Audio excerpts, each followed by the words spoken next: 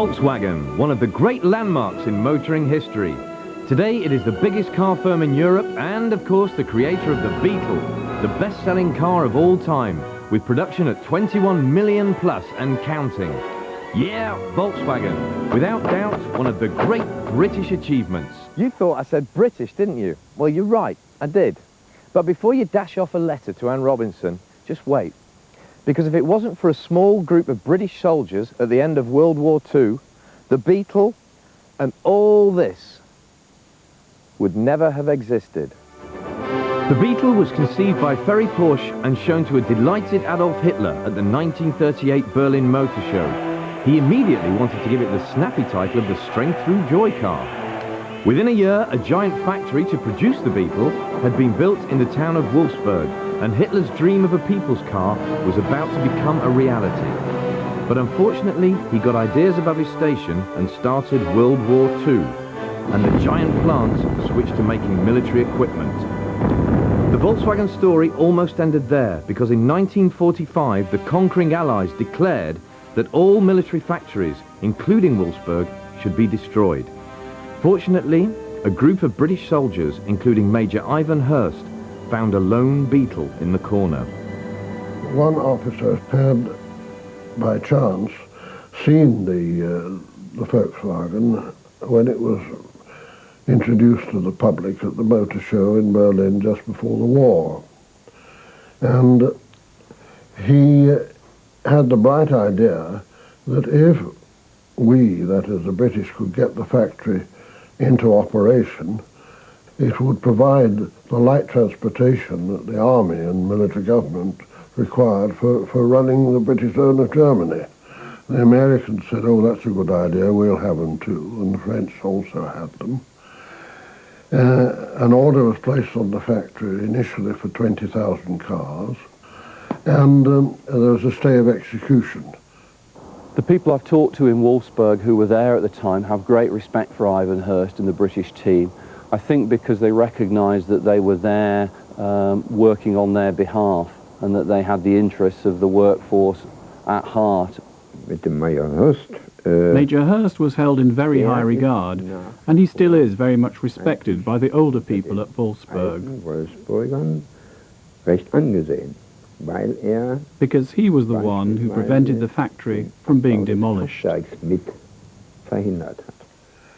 In the factory itself, conditions were very grim. In the press shop, for instance, the roof was off, and we had to sling tarpaulins over each press on wooden poles to keep the snow off. The water was running down the walls, through the ceiling, and through the floors into the cellar. Everywhere we stood, there were puddles, mud, debris from the roof. It was a mess. With just about everything in short supply, the British and the Germans had to think on their feet in order to survive. As soon as they started the factory up, they ran into deep trouble because there were no vehicles to bring the raw materials to the production line. But they thought, hang on, we're a car factory. We've got engines, we've got wheels, we've got tyres. We'll build something. And they came up with this, the Plattenwagen. Now, before you snigger, let me tell you this bodge-up was still being used around the factory until a few months ago. Bigger problems arose, however, when production was threatened by a total lack of carburettors. My answer to that was, well, let's have a look at a carburettor. We took one to pieces on my own desk and made two heaps of parts. The die-cast parts, I said we'll make those in the new foundry we'd had to open, in the light alloy foundry. And the other bits, he said, we cannot manufacture those. I said, no, but they're small detail parts.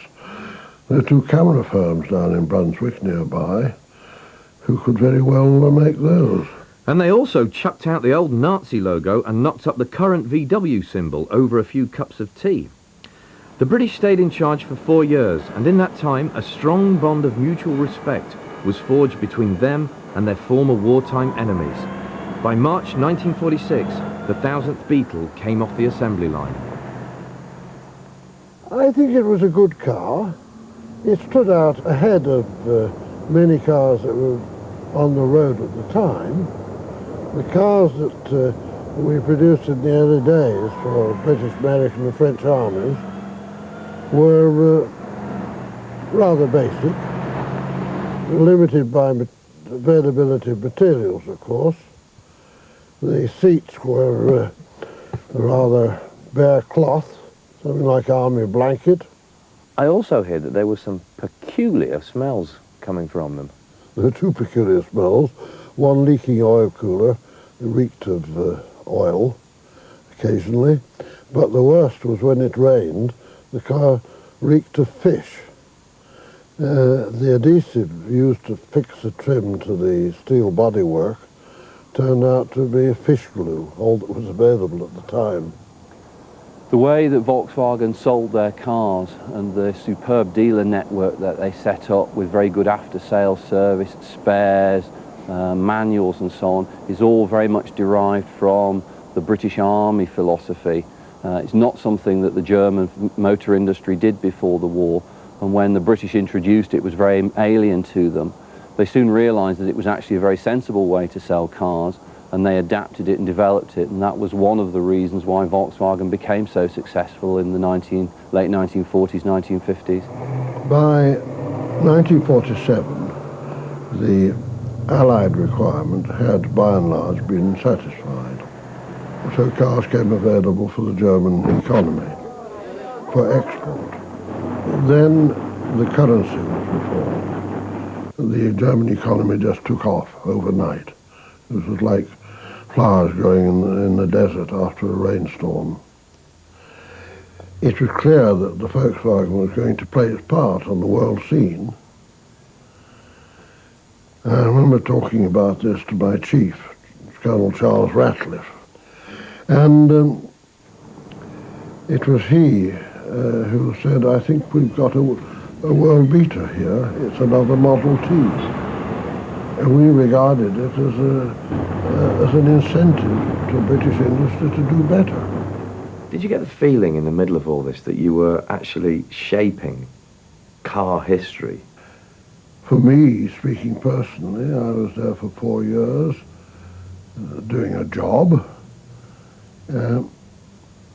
I had done a job before and I've done jobs since. To me, it's just part of life. I don't feel that I am in any way Mr. Volkswagen. Ivan Hurst's a terribly modest man. I think he underplays his role there. One only has to talk to the people that were in the workforce of the time to realise just the regard that they hold him. I think it's fair to say that if the British Army officers hadn't been sent to Wolfsburg and run the factory, there would have been no Volkswagen company survived the war, and the Beetle would never have been built.